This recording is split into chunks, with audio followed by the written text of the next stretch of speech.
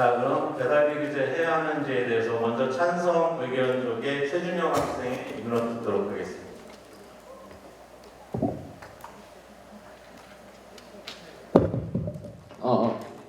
잘 들리시나요? 네.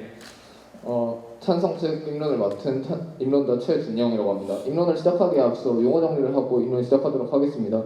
본 입론에서 말하는 자영업자는 요식업계에 종사하고 있는 자영업자들만을 지칭합니다. 이제 입론을 시작하도록 하겠습니다. 저희는 하루가 다르게 높게 치솟고 있는 이러한 배달비가 자영업자들과 이 구매자들 모두한테 큰 부담이 된다고 생각하고 이런 배달비에 대한 규제가 반드시 필요하다고 생각합니다. 저희는 크게 두 가지 측면에서 이 배달비 규제가 반드시 필요하다고 생각했는데요. 첫 번째는 높은 배달비가 자영업자들에게 커다란 부담이 된다는 것과 두 번째는 이런 높은 배달비가 오히려 배달 시장을 위축시킬 수 있다는 생각에서였습니다. 첫 번째부터 말씀을 드리자면 첫 번째로 배달비를 규제하지 않는다면 자영업자들에게 큰 피해가 갈 수 있습니다. 사실 저희가 지불하는 배달비는 저희가 지불하는 것만으로 끝나는 게 아니라 자영업자들도 일부 그 배달비를 부담하여 지불하고 있습니다.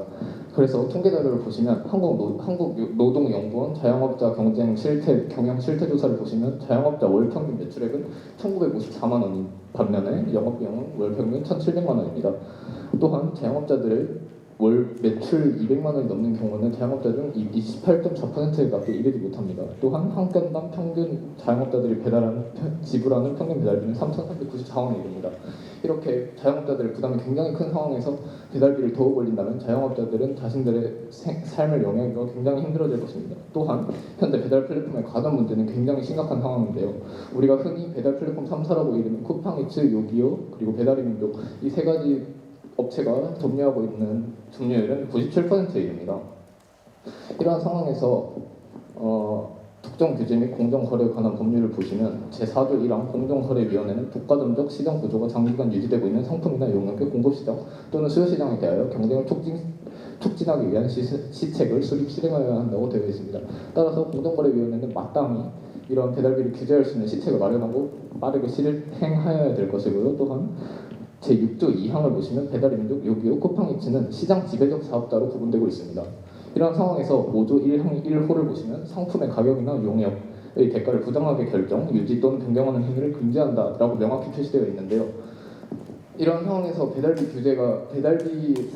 배달비를 이들이 부당하게 상승하는 것이 굉장히 부당한 이유는 이들은 97%라는 커다란 수치를 시장에서 가동하고 있는 상황이고 따라서 이 세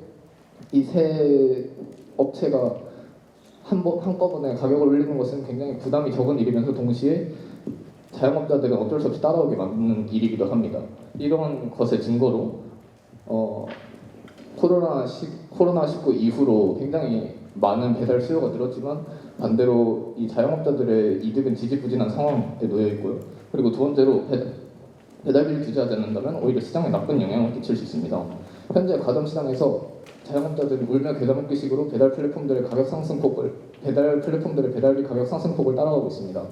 이러한 상황에서 음식들의 비용은 크게 상승할 수밖에 없는 상황이고요. 따라서 구매자들 또한 굉장히 큰 부담을 느끼고 있는 상황입니다. 이러한 근거로 2022년 5월 기준 배달 플랫폼 3사의 월간 이용자 수가 전월 대비 3.4% 줄어든 것을 알 수 있습니다. 따라 이 통계를 조사한 모바일 인덱스사에서는 배달비 상승으로 인한 소비자들의 반발 심리와 코로나 완화를 이것의 이유로 꼽고 있습니다. 지난 1년간 소비자 체감 배달비가 2배 이상 올랐다는 분석도 있습니다. 현재 배달비 인상은 시장을 가담하고 있는 배달 플랫폼 3사의 부당한 담합으로 인한 인상이자 소비자와 자영업자 모두에게 커다란 부담을 안겨주고 있는 상황입니다. 이러한 상황에서 배달비에 대한 규제가 저희는 반드시 필요하다고 강력하게 주장하는 바입니다. 감사합니다. 네, 감사합니다. 다음 반대쪽의 입론 박규민 학생. 반대측 첫 번째 토론자 입론 시작하겠습니다. 먼저 용어 정리부터 하도록 하겠습니다. 배달비는 배달 대행 업체와 배달앱의 수수료, 라이더의 임금을 합친 금액으로 자영업자가 부담하는 배달비와 소비자가 부담하는 배달 팁으로 부과된다고 정의하도록 하겠습니다. 배달비 규제는 가격 상한제로 앞서 정의한 배달비의 상한을 설정하는 것으로 정의하겠습니다. 저희는 배달비를 규제해야 하는가라는 질문에 배달비 규제는 부작용이 많으므로 해서는 안 된다고 주장하고 싶습니다. 그 이유는 다음과 같습니다. 첫째, 배달비 규제는 근본적인 해결책이 아닐 뿐더러 현재의 문제를 악화시킵니다. 현재 배달비 인상의 가장 근본적인 원인은 라이더의 공급 부족입니다. 그러나 배달비 규제는 라이더 공급 문제를 해결하기는커녕 소비자나 자영업자 혹은 라이더의 부담을 오히려 가중시킬 우려가 있습니다. 실제로 그 이후로 배달앱은 이윤을 추구하는 기업이므로 손해를 보는 것을 꺼리게 됩니다. 즉 배달비 규제를 시행하게 될 경우 줄어든 수입을 채우기 위해 각종 다른 명목으로 수수료를 활용하여 현재의 수입을 채우려 할 우려가 있는 것입니다. 실제로 미국에서는 배달비 상한제를 실시한 결과 배달앱이 손해를 보게 되었고 그 손해를 절감하기 위해 각종 새로운 수수료를 도입하였습니다. 이로 인해 미국에서는 배달비 규제의 실효성이 사라지면서 자영업자와 소비자 모두가 손해를 보게 된 결과가 있는데 이러한 점을 미뤄보았을 때 배달비 규제를 한다면 배달앱이 각종 수수료를 통해 본인들의 이익을 유지하려고 할 것이므로 결국 부작용이 발생하게 됩니다. 둘째, 배달비 규제 말고 다른 효과적인 대안이 존재합니다. 배달앱의 높은 수수료의 대안으로 현재 지방자치단체에서는 공공배달앱을 운영 중에 있습니다. 실제로 대구에서는 대구로라는 공공배달앱이 운영 중에 있는데 이는 민간 플랫폼보다 저렴하며 수수료의 비율이 매우 적습니다. 또한 지역화폐와 관련된 다양한 서비스를 제공하고 있으므로 경제성 또한 높습니다. 따라서 이러한 공공배달앱은 최근 이용량이 대폭 증가하였고 소비자의 부담 또한 매우 줄여주고 있다고 할 수 있습니다. 또한 공공배달앱 이외에 다른 대안이 존재합니다. 배달비 인상의 원인 중 하나는 고용보험 가입 의무에 있습니다. 최근 고용보험이 가입 의무화가 되면서 라이더들은 본인이 소속하고 있는 모든 배달 대행업체에 고용보험을 가입해야 했지만 현재 실업급여 등의 고용보험의 실질적인 혜택을 받지 못하고 있습니다. 이는 라이더 감소의 가장 큰 원인으로 작용할 수 있는데 이러한 고용보험을 개편하거나 지원하여 라이더의 실정에 맞춘다면 배달비 상승 문제를 해결할 수 있을 것입니다. 플랫폼 배달 라이더 서울형 안심상해보험은 최대 2천만 원의 보험금을 지원하고 있는데 이러한 제도를 예시로 참고하여 제도를 진행할 수 있겠죠. 이와 더불어 라이더의 처우를 개선하는 내용을 담고 있는 라이더 보호법의 제정을 통해 라이더의 삶의 안정성 또한 보장할 수 있습니다. 저희는 배달비가 상승하는 본질적인 이유를 파악하고 해결해야 합니다. 배달비 규제는 비상적인 해결책일 뿐만 아니라 앞서 언급한 미국의 사례와 같이 배달앱의 편법으로 인해 전혀 배달비를 규제하지 못할 가능성이 큽니다. 문제가 생겼을 때 본질적인 이유를 파악하지 못하고 규제만 한다면 그 문제는 해결되지 않습니다. 오히려 골마버릴 뿐입니다. 따라서 저희는 배달비를 규제하는 것이 아니라 라이더의 복지를 통해 그들의 삶을 개선하고 공급을 늘려야 할 것입니다. 이상입니다. 네, 감사합니다. 양쪽의 인원 들었고요. 다음 찬성 쪽에 이다은 학생의 발언. 네, 찬성 측 두 번째 발언 시작하도록 하겠습니다. 네, 이제 앞서 반대 측에서는 이 배달비를 규제하는 것이 이 배달비가 상승하는 것에 대한 근본적인 해결책이 아니다. 이는 오히려 이 상황을 악화시키다라고 말씀해 주셨는데 저희 찬성 측에서는 왜 배달비를 규제하는 것이 이 배달비 상승에 대한 근본적이고 궁극적인 해결책이 될 수밖에 없는 것인지 말씀드리도록 하겠습니다. 네, 이제 앞서서 반대 측에서는 첫 번째 근거로 이 배달비를 규제하는 것이 오히려 그 상황을 더 악화시킨다라고 말씀해 주셨는데 현재 배달비가 상승하고 있는 원인 중에 하나는 라이더가 부족하고 이에 대한 이제 수요는 계속해서 늘고 있지만 공급이 부족하다는 것입니다. 하지만 오히려 그저 배달비를 올리는 것뿐만이 아니라 여러 가지 다른 차원의 방법으로 이 공급이 부족한 라이더들에 대한 방안을 마련할 수 있습니다. 네, 그리고 또한 반대 측에서는 두 번째로 그 배달비를 규제하는 것이 아니라 다른 효과적인 대안을 마련하는 방법이 있다라고 하셨는데 이제 저희 찬성 측에서는 왜 배달비를 규제하는 것이 현재 이 배달비가 계속해서 상승하고 있는 것에 대한 가장 효과적인 대안인지 말씀드리도록 하겠습니다. 네, 이제 그 현재 계속해서 배달비가 상승하고 있고 특히 이는 코로나19 사태에 이어서 더욱더 심해졌다고 할 수 있는데 이 현재 상승하고 있는 배달비에 대한 합리적인 명분이 없고 이에 대한 기준이 모호하다고 할 수 있습니다. 이제 배달 앱이나 배달 대행 업체나 플랫폼 업체 같은 경우에는 이제 우천 할증, 심야 할증, 배설 할증 같은 경우로 이제 배달비에 대한 각종 할증을 붙여서 플랫폼 업체 마음대로 갑의 입장에서 자영업자들과 소비자들의 일을 부담하도록 하고 있습니다. 이로 인해 자영업자들과 소비자는 을의 입장에서 그저 플랫폼 업체가 규정하는 이런 할증에 대해서 그저 따라야만 함으로 이에 대한 피해를 입을 수 있고 그리고 이에 따른 반발 심리로 소비자들의 소비가 위축되는 경제 효과를 불러일으킨다고 할 수 있습니다. 그래서 이들 플랫폼 업체가 자신들의 입맛대로 규정하는 할증에 대한 정부 차원의 규제가 필요하다는 말을 저희는 말씀드리고 싶습니다. 네, 그리고 저희가 말씀드리고자 하는 부분은 배달비 공시제의 실효성이 없다는 것입니다. 계속해서 상승하고 있는 배달비를 규제하기 위해 올해 2월부터 정부는 이제 그 월 1회 배달비를 조사하고 이들 모두 다 공개하고 비교해서 간접적으로 배달비를 인하하기 위한 목적에서 이 배달비 공시제를 실행해 왔습니다. 하지만 이에 대한 실효성은 전혀 없습니다. 배달비는 제가 앞서 말씀드린 것과 같이 할증 같은 경우에서 계속해서 변동을 하고 실제로 조사를 했을 때 이 명시된 배달비와 실제 배달비가 다른 경우가 78%에 육박한다고 합니다.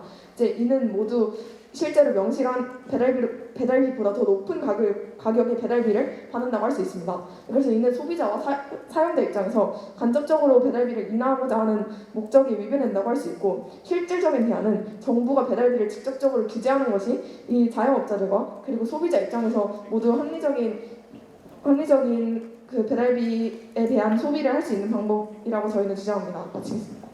네, 감사합니다. 다음 반대쪽의 반론 박세문 학생입니다. 반대측 반론 시작하겠습니다. 먼저 배달비 수축, 그러니까 배달 시장의 수축에 대해서 말씀하셨는데요. 배달비 시장이 수축한 이유가 일단 먼저 배달 시장이 크게 수익 창출이 크게 증가한 시점을 보면 코로나가 되게 활성화된 시기였습니다. 하지만 지금 최근으로 들어오면서 이 수익 구조가 점점 줄어든 이유는 코로나 상황이 먼저 완화가 됐다고 생각을 하고요. 그 다음에 배달 플랫폼의 독점에 대해서 말씀하셨습니다. 그래서 독점 시장을 위한 시책이 필요하다고 말씀하셨는데요. 그 시책으로 배달비 규제가 적절하십니까?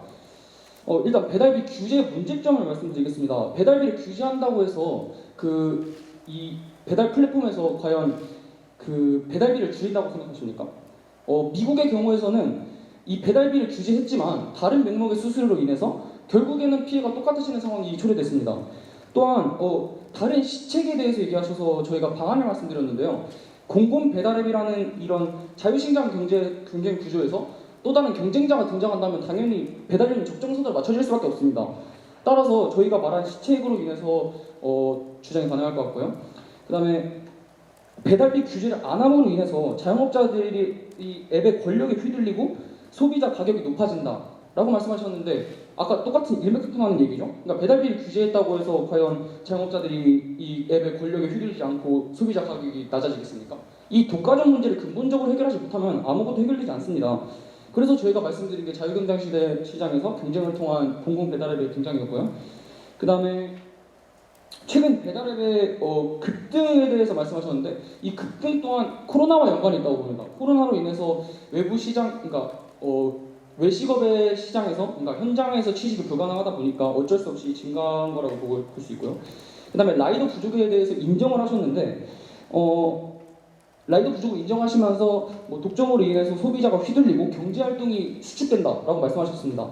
근데 이 부분에 대해서는 굉장히 틀렸다고 생각하는 게 소비자들이 이 경제활동을 줄였습니까? 저는 그렇게 생각하지 않습니다. 왜냐하면 예를 들어서 치킨으로 설명을 드리겠습니다.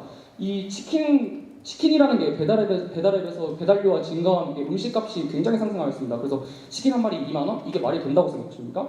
그래서 소비자들도 저와 똑같이 생각했습니다. 그래서 그렇게 등장한 게 통큰 치킨과 당당 치킨 같은 치킨의 가격이 굉장히 하락한 그런 소비를 더 촉진했다고 볼 수 있겠습니다. 그다음에 배달 공시제가 실효성이 없다는 말씀을 꺼내셨는데 저희는 이런 배달 공시제라는 것을 그러니까 대안으로 꺼낸 적도 없고 이걸 왜 얘기하시는지 잘 모르겠습니다. 그리고 할증으로 인해서 배달 공시제가 실효성이 없다라고 말씀하셨는데 할증은 당연히 붙는 게 정상이라고 생각합니다. 일례로 저번 강남에서의 그 우천 사고 때 그 상황에서 배달이 가능하다고 생각하십니까? 저는 그 상황에서의 할증은 당연하다고 생각합니다. 이상입니다. 네, 감사합니다. 다음 찬성 쪽에 정유찬 학생의 발언 듣도록 하겠습니다. 네, 찬성측 정유찬 발언 시작하겠습니다. 일단 반대측 발언 잘 들었습니다. 네, 반대측께서는 이러한 상황이 발생한 대표적인 이유, 거의 코로나라는 이유에만 중점을 두셨는데요. 사실은 현재는 코로나가 완화된 건 사실입니다. 하지만 국제 정세를 살펴보면 여러 가지 기사에 따르면 현재는 우크라이나 전쟁 등 국제 상황, 정세 문제가 가중되고 있습니다. 따라서 단순히 코로나 문제로만 이러한 상황을 보기 어렵습니다.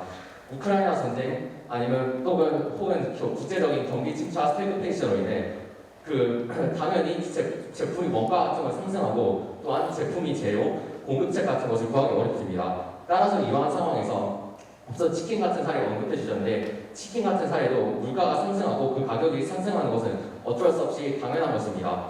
따라서 이러한 그 국제적 정세 문제에다가 과점 문제까지 가중이 되면 이러한 점에서는 무조건 규제를 해야지 이러한 물가 상승과 배달비 상승을 막을 수 있습니다. 또한 계속해서 지방자치단체와 공공배달앱을 언급을 해주셨는데요. 지금 현재 그 배달 시장의 새 중심적인 플랫폼이 과점률은 97.4%입니다.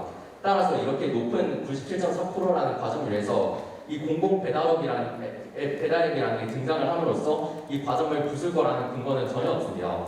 이렇게 97.4%라는 과점이 형성된 상태에서 다른 앱들, 다른 제도는 수많이 시행이 되었음에도 불구하고 이 90.4%라는 수치는 계속 유지된 이유가 이 과점을 부수기에는 정부의 개입 말고는 다른 방법이 없기 때문입니다. 따라서 이러한 점에서 배달 상한제를 배달비 규제를 실시해야지만 이 과점을 부수려고 노력할 수 있습니다. 또한 라이더 부족 문제를 계속 언급을 해주셨습니다. 하지만 통계자료에 따르면 공민현생은 현재 44만 명이 있습니다. 그리고 현재 배달 시장에 나온 라이더는 약 42만 명이 있습니다. 거기다가 라이더 수는 통계자료에 따르면 연간 13.7% 이상으로 계속해서 증가 중이고 라이더라는 직업 특성상 다른 직업보다 상대적으로 진입장벽이 낮은 직업입니다. 그렇기 때문에 라이더의 지속적인 수 증가는 기대를 할 수 있는 거고요. 따라서 이러한 면에서 보면 현재 라이더 문제 해결을 위해서 라이더 확대 정책은 필요하지 않습니다. 또한 라이더 수가 계속해서 증가하고 있기 때문에 라이더 수 부족 문제도 자연스럽게 해결이 될 거라고 생각을 하고 실제로도 해결되는 중입니다. 네, 바로 마치겠습니다. 네, 감사합니다. 반대쪽에 구정석 학생의 발언 듣도록 하겠습니다. 반대측 세 번째 토론자 발언 시작하도록 하겠습니다. 우선 라이더의 공급에 대해서 정책을 펼칠 필요가 없다고 말씀하셨는데 이는 현재 처음에 코로나가 시작했을 때 시작하고 나서 현재까지 배달 자체는 건수가 100배 이상 늘었습니다. 그러나 라이더의 수 자체는 대략 2배 정도밖에 늘지 않았죠. 정확히는 1.9배입니다. 이런 면에서 봤을 때 당연히 배달 건수에 비해서 라이더의 수가 턱없이 부족하다라고 말씀드릴 수 있고요. 게다가 이런 라이더의 수는 앞서 설명했듯이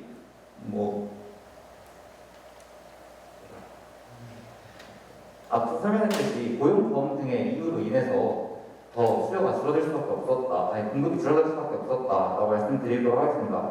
우선 찬성 측은 높은 배달비가 자영업자에게 부담이 되고 배달비가 시장 위축을 일으키기 때문에 문제가 발생한다고 말씀하셨는데요. 맞습니다. 그럼 높은 배달비로 자영업자가 부담된다는 이유는 저희가 말한 것은 상한제의 부작용을 말하는 겁니다. 아까 말씀드렸듯이 미국의 사례도 있고요. 그다음에 현재 우리가 겪고 있는 학원의 사례도 있겠죠. 학원의 경우에도 학원비 상한제라는 정책을 시도했으니까 시간당 1분당 얼마라고 지역에 따라 다르게 상한제를 규제해 놓는 것이었죠. 하지만 현재 강남이나 서쪽 이런 곳을 보면 과연 학원비가 규제가 되고 있습니까? 아닙니다.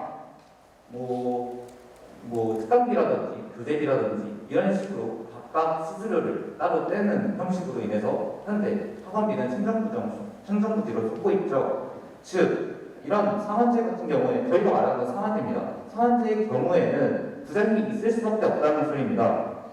따라서 상한제를 했을 때 자영업자가 소비자의 부담이 증가할 수밖에 없겠죠. 또한 배달비가 시장 유출되는 것도 사실입니다. 그러나 상한제는 앞서 설명된 이유로 오히려 배달 시장을 더 위축시킬 수 있습니다. 실제로 미국의 경우에도 배달비 상한제를 한 뒤 우버 등의 배달 앱에서 수수료를 떼자 오히려 뉴욕에서 배달 시장이 위축된 사례가 있었습니다. 이러한 방향으로 봤을 때 배달비 규제는 옳지 않습니다. 따라서 저희가 이러한 문제에 대해서 근본적으로 대처하기 위해서는 공동 배달 앱을 통해서 경쟁을 유도하고 라이더 공급을 늘려서 원래 이 배달비 상승에 대한 원인을 해결하는 것이 옳다고 생각합니다. 이상입니다.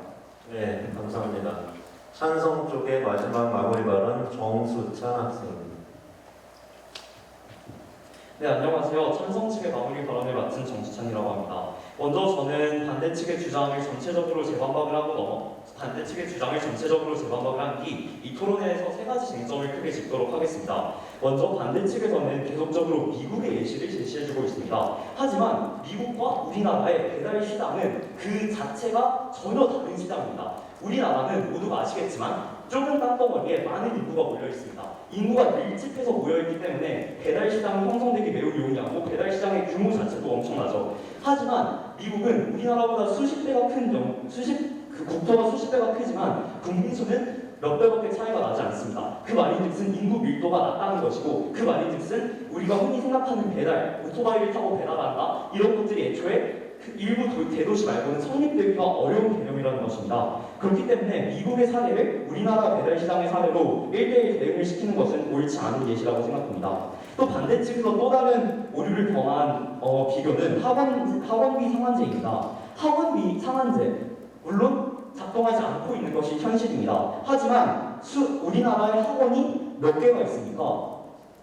엄청나게 많죠. 하지만 배달은 플랫폼이 3개가 97%의 점유율을 가지고 있습니다. 학원비 상한제가 실질적으로 시행이 되기 위해서는 공무원들이 모든 학원을 일일이 돌면서 자료를 요청해야 합니다. 하지만 이건 현실적으로 불가능하죠. 그렇기 때문에 학원비를 못 잡고 있는 것입니다. 하지만 배달앱은 플랫폼 3개만 보면 됩니다. 딱 3개. 심지어 이 플랫폼이 가격을 어떻게 산정하는지는 현재 시행되고 있는 배달비 공시제를 활용해서 즉각적으로 파악할 수 있습니다. 그렇기 때문에 배달비 상한제는 학원비 상한제보다 훨씬 효과적으로 작동할 것이 명백한 사실입니다. 또한 통큰치킨 같은 사례는 이 토론과는 딱히 연관성이 없는 예시이기 때문에 왜 제시를 하였는지 잘 모르겠습니다. 그리고 배달비 공시제에 대해서 왜 반박을 했는지에 대해 질문을 하셨는데, 배달비 공시제는 현재 우리나라에서 시행되고 있는 제도입니다. 하지만 저희 찬성 측에서도 이야기를 하였듯이 배달비 공시제는 실질적으로 큰 효력을 내지 못하고 있습니다. 그렇기 때문에 저희 찬성 측에서 이런 새로운 정책을 도입하자고 주장을 하는 것입니다. 네, 제가 이제 세 가지 쟁점으로 넘어가도록 할 텐데요. 이 토론에서 가장 찬성 측과 반대 측이 크게 부딪혔던 부분은 누구를 위한 정책인가, 그리고 이게 과연 근본적인 해결책인가, 그리고 라이더 부족 문제에 관한 것입니다.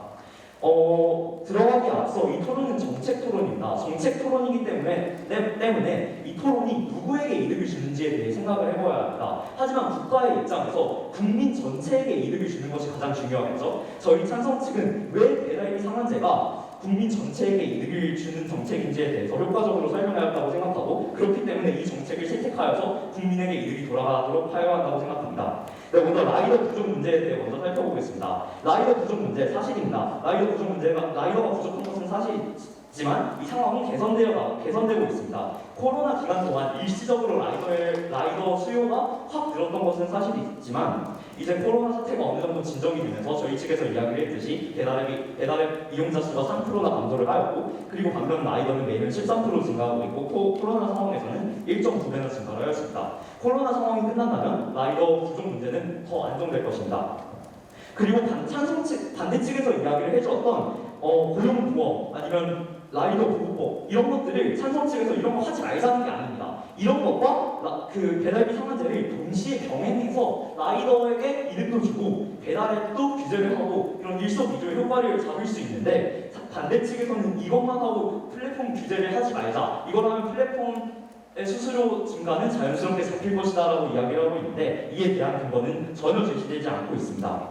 저희는 그저 플랫폼을 규제하자는 것이지 라이더를 챙기지 말자는 게 아닙니다. 두 번째는 누구를 위한 정책인가입니다. 저희 찬성 측에서는 자영업자와 우리 경제 전반을 위한 이 정책이 자영업자와 우리 경제 전반을 위한 정책이라고 생각합니다. 자영업자들이 엄청나게 많은 배달 플랫폼의 수수료를 내고 있는 것이 사실이고, 배달 플랫폼 상단에 노출되기 위해서 어마어마한 광고비를 지불하고 있는 것도 사실입니다. 이들은 배달 플랫폼의 횡포에 시달리고 있습니다. 그렇기 때문에 배달비를 규제하게 된다면 전반적으로 플랫폼에서 부과하는 수수료가 내려갈 것이고 자영업자들은 이득을 보게 될 것입니다. 또한 저희가 설명하였듯이 배달 플랫폼에서 수수료를 낮춘다면 자영업자들도 부담이 줄어들기 때문에 음식 가격 상한폭을 줄이거나 아니면 가격 자체를 하한할 수도 있고, 그렇다면 경제 전반이 활성화될 것입니다. 하지만 반대 측에서는 라이더를 위한 정책이라고만 설명을 하지 실질적으로 이 플랫폼의 횡포를 규제할 방법은 하나도 제시하지 않고 있습니다. 그렇기 때문에 이 플랫폼을 위한 정책이라고 볼 수 있고 또 근본적인 해결책인가에 대해서는 근본적인 문제는 나이도 부족이 아니라 플랫폼의 시장 독점입니다. 하지만 저희 측에서는 시장 독점 문제를 해결할 방법을 제시하지만 반대 측에서는 시장 독점 문제를 해결할 방법을 하나도 제시하지 못하고 여기까지 듣겠습니다. 예, 마무리 발언 시작해 주시죠. 반대측 4번 토론자 최종 발언 시작하도록 하겠습니다. 먼저 저희가 주장했던 첫 번째는 이 배달비 시장에서 배달비 근본적인 문제는 라이더스 부족이며 이것을 해결하기 위해 라이더 인구를 늘릴 수 있는 정책을 해야 한다는 주장이었습니다. 이것에 대해 찬성 측에서는 라이더의 수요 부족에 대해서 인정을 함과 동시에 자연스럽게 수요가 증가하고 있기 때문에 이 사실을 인정하지 않기도 했습니다. 이러한 면에서 찬성의 주장은 일관성이 부족하다고 할 수 있습니다. 또한 저희가 제시했던 미국의 배달비 사례에서 첫 번째로 인구 밀도에 관한 지적을 해주셨는데요. 저희가 조사한 사례는 뉴욕의 사례입니다. 뉴욕 같은 경우에는 오히려 우리나라보다 인구 밀도가 더 높다고 볼 수 있겠죠. 또한 이 인구 밀도라는 개념 자체가 이 저희가 주장한 수수료와 관련된 내용과 좀 관련성이 떨어진다고 생각을 합니다. 저희의 두 번째 주장은 공공 배달앱을 통해 현재의 문제를 해결할 수 있다 이러한 주장을 하였는데 이것에 대해 찬성 측에서는 배달비 상위 3사의 가동률 97%가량 되는 상황에서 공공 배달앱과 같은 이러한 소규모의 배달 지원이 무슨 의미가 있겠느냐 이런 식으로 말씀을 하셨는데 이 배달 3상 같은 경우에는 전국 단위의 국가적으로 이거와 저희가 주장한 지역 단위의 공공 배달앱과의 가동률을 비교하는 것은 조금 무리가 있다고 생각을 하고요. 저희가 제시했던 공공 배달 100%와 같은 경우에는 현재 190인 10분의 1 정도가 이용하고 있을 정도로 굉장히 활성화가 된 경우입니다. 따라서 공공배달앱에 대해서는 정부의 공공배달앱 투자 홍보를 통해 이 독과점 문제 또한 해결할 수 있을 것이라고 생각을 합니다. 저희의 세 번째 주장은 라이더 공급을 늘리기 위한 대안으로 고용보험에 대한 제도 개편과 라이더 보험 제도 등 라이더라는 직업의 안정성을 강화시키는 그런 방안을 제시했습니다. 여기에 대해서 찬성 측에 대해서는 정부의 개입을 통한 배달비 규제를 하는 것이 더 근본이 되어야 된다고 했는데요. 저희가 제시한 고용보험 개편과 라이더 보험 또한 정부의 개입에 의한 조치입니다. 또한 저희가 앞서 얘기했던 공공 배달앱에 대한 투자 증가 이것 또한 정부가 할 수 있는 해결책이라고 할 수 있겠죠. 마지막으로 경제 주체들의 손익과 직결된 이러한 상한제, 하한제와 같은 규제 정책은 그와 관련된 이해관계자들의 입장을 충분히 고려한 뒤 신중하게 결정을 해야 할 필요가 있습니다. 그러나 현재 찬성 측이 주장하시는 자영업자 부담과 배달시장 위축으로 배달비를 규제해야 된다는 주장은 이러한 배달시장의 복잡한 관계를 고려하지 않은 그러한 정책이라고 생각을 합니다. 현재 같은 상황에서 배달비를 규제한다면은 자영업자는 물론 배달 대행업체, 소규모 배달 대행업체가 있는데 이런 소규모 배달 대행업체와 같은 경우에는 비용 부담이 과도하게 증가하는 그러한 문제가 있을 것입니다. 정리하겠습니다. 네. 따라서 배달비를 규제하면 안 됩니다. 이상 발언 마치겠습니다. 네. 마무리 발언 기회 쓰신다고 해서 1분 30초 드리겠습니다. 예, 일단 찬성 측에서는 배달비 규제한다고 하지만 배달비 규제가 공시제인지 상한제인지 아니면 그 다른 무엇과인지 먼저 설명을 해주시지 않은 점 일단 먼저 짚고 넘어가도록 하겠습니다. 아까 마무리 발언 때 공시제와 배달비가 공시제를 통해서 배달비를 규제할 수 있다고 말씀하셨습니다만 이미 찬성 측에서 앞에서 공시제와 공시제에서 설명하고 있는 배달비와 실제 배달비가 다르다고 말한 점 의문을 하고 싶습니다. 먼저 통근치킨, 당당치킨 이게 왜 나왔냐고 말씀하셨는데 이거는 소비자의 경제활동이 하락한다에 대한 반박이었고요. 그다음에 공공 배달의 실효성이 없다고 말씀하시면서 정부의 개입이 필요하다고 말씀하셨는데 공공 배달 자체가 정부의 개입이 많이 들어간 법입니다. 그리고 자유경쟁시장을 통해서 적절한 배달비 금액을 정할 수 있을 것 같고요. 그 다음에 말씀하신 대로 모든 상황이 균형을 이루게 한다고 그 가정을 하셨는데 그렇게 된다면 배달비 상한제가 왜 필요합니까? 범죄 심리학에서도 그 법의 강도가 강력해질수록 범죄자들의 그 범죄 정도나 빈도수가 굉장히 악랄해졌습니다. 그러니까 쓸데없는 규제를 통해서 이렇게 부작용을 얻을 바에는 저희가 제시한 대로 라이더들의 보험료 하락, 라이더들의 처우 향상 등이 필요한데 여기서 처우 향상이라는 것이 굉장히 중요합니다. 저희는 지금 경제적 관점에서 되게 집중하고 있는데 라이더들의 이 생명, 그러니까 이것도 굉장히 중요하지 않겠습니까? 라이더들이 보험에 가입한 비율이 19%밖에 되지 않습니다. 그러니까 이것은 물론 배달비에 대해서도 생각을 해야 되지만 라이더들의 이 생명 존중도 필요하다고 말씀드릴 수 있습니다. 정리하겠습니다. 여기까지 듣겠습니다. 더 이상 드릴 수 있는 시간이 양팀에 전혀 없습니다. 이미 하신 토론을 진행한 팀들과의 형평성 문제도 있기 때문에 여기서 마치도록 하겠습니다.